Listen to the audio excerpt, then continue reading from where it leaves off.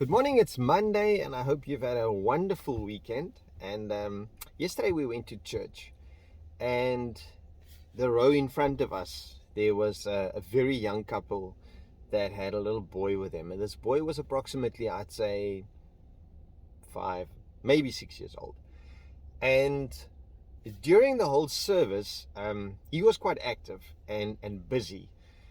Then he was speaking to the lady next to them, and his mother was reprimanding him, and his dad was kind of like wanting to give him a hiding. And then eventually his mother gave him a pen, and he laid underneath the chairs, and he was writing on the piece of paper. And then at some stage, and the service was quite long, and at one stage he was laying on his back underneath the chairs, and he was like pushing with his hands and kicking and pushing against the chairs. And I could see that his dad got quite aggravated, and the mother was trying to, just keep the peace.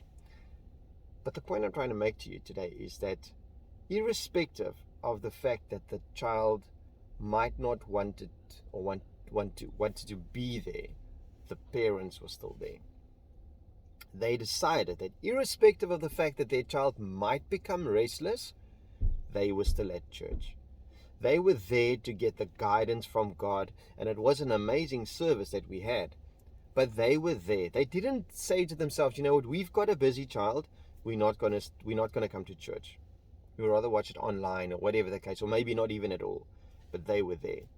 And I'd like to read to you from Psalm 37, verse 5, and it says the following: Commit everything you do to the Lord.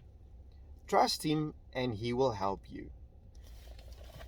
So that couple, they were at church yesterday, and I believe that they committed everything that they have, just as what we did and every other person that came to church for a reason.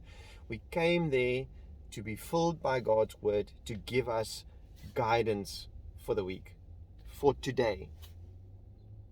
So I'd like to encourage you this morning that if you might feel that you've got some kind of distraction in your life that prevents you, or that you feel could possibly prevent you in hearing from God, take that distraction with you to God, like that parent or those parents did with a child.